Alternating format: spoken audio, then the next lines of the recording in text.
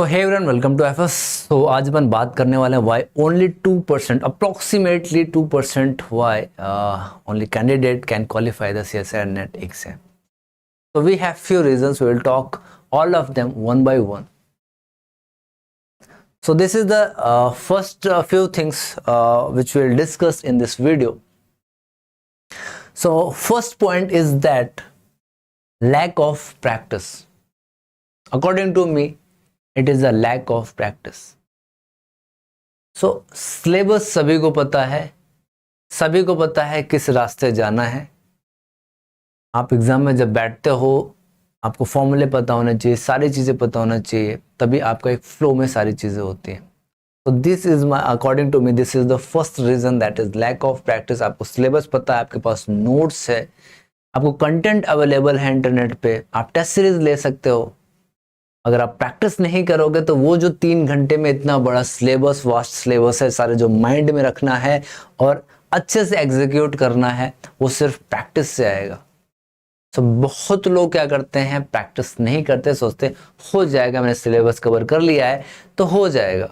But नहीं, आपको उस टाइम पे अपने माइंड को बताना होगा कि मुझे 3 घंटे में सारी चीज़ें चाहिए एक ही टाइम पे। सो वो कहाँ से आएगा? प्रैक्टिस से आएगा। जब आप प्रैक्टिस करते हो ना तो आप अपने माइंड के बैक एंड में उस चीज़ को कहीं ना कहीं स्टोर कर देते हो।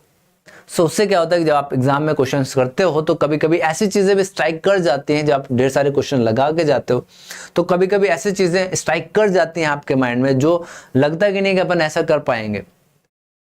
तो इसीलिए प्रैक्टिस बहुत ज़रूरी है। आपके स्पीड को मेंटेन करता है, आपके थिंकिंग एबिलिटी को फास्ट करता है।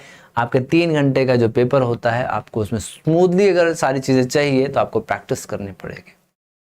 सो मूव करते हैं सेकेंड पॉइंट पे, दैट इज हाई डिस्ट्रैक्शन।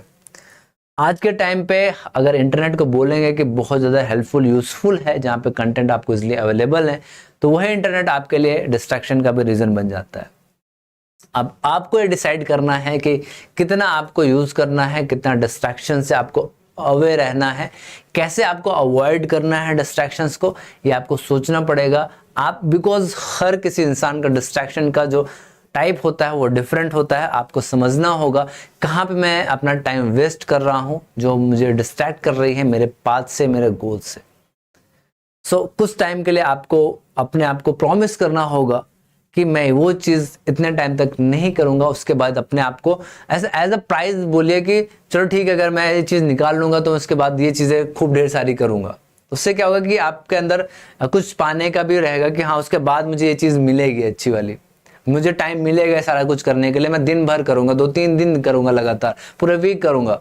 ठीक है, कुछ वीडियो करना है, गेम करना है, जो भी आपको लगता है, कहीं घूमने जाना है, तो उसके बाद आप वो प्लान कर सकते हो कि अगर मेरा एग्जाम निकलता है, पेपर अच्छा होता है, तो मैं घूमने जाऊंगा कहीं पे। सो वो एक्साइटमेंट के लिए आपको कुछ रिवॉर्ड रखना पड़ेगा अपने लिए, बट उससे पहले आपको अपने आप को बाउंड रखना पड़ेगा डिस्ट्रैक्शन से। किसी भी तरीके का डिस्ट्रैक्शन है, लाइक किसी के घर में होता है, किसी के लाइफ में कुछ किसी पर्सन की वजह से होता है, या फिर फाइनेंशियल बहुत सी चीज़ें होती हैं जो आपके, मोबाइल का भी, अगर आपका इंटरनेट का भी इशू है, तो बहुत सी चीज़ें डिस्ट्रैक्शन होती है। बट आपको सोचना होगा कि उसको कैसे, क्या पता शायद कुछ चीज़ें अपन रेक्टिफाई ना कर पाए लाइफ में, बट जितना हो सके मैक्स टू मैक्स आप उतना कोशिश कीजिए करने का, तभी आप अपने फर्स्ट अटेम्प्ट में सीएसआई नेट एग्जाम को क्रैक कर सकते हो। Third is the strategy.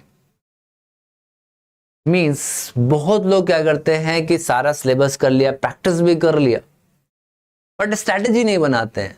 अगर 9 सिलेबस हैं, मुझे कैसे पढ़ना है, मेरे पास सिर्फ 3 महीने 2 महीने हैं, मैं उनको कैसे कवर करूं, प्रॉपर स्ट्रैटेजी नहीं बनेगी तो आप उन 3-2 महीनों में आप पूरा सिलेबस कवर कर ही नहीं सकते, या फिर मैक्सिमम चीज़ें आप नहीं कवर कर सकते।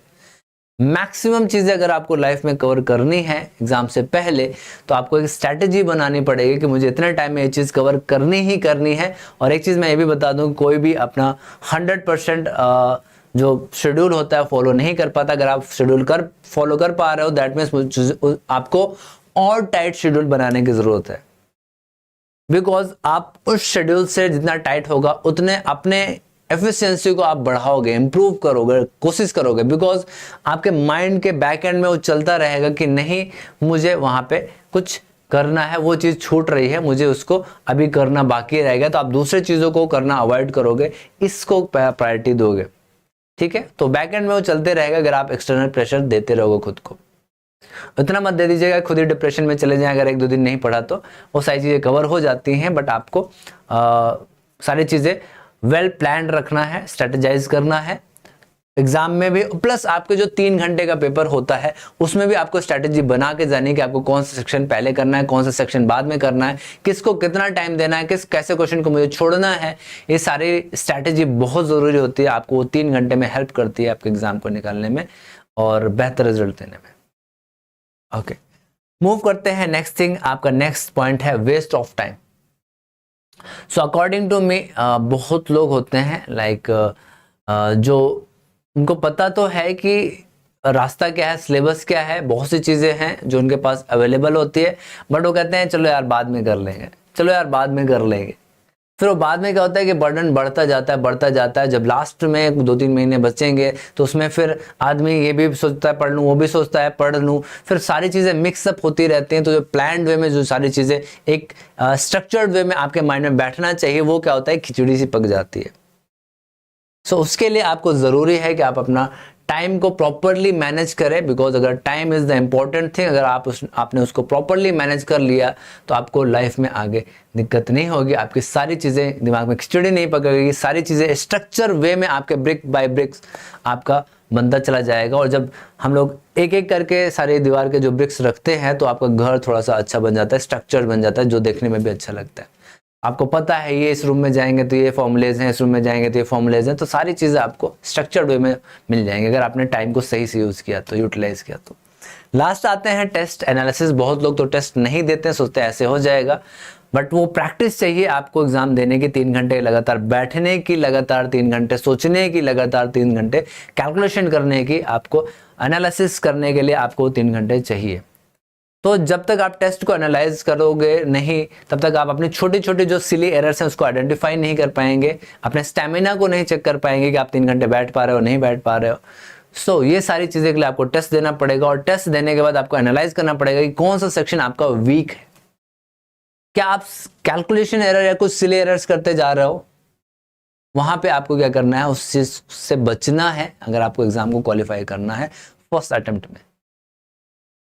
So this is all from my side. So last में कोड है that big dream need big sacrifices.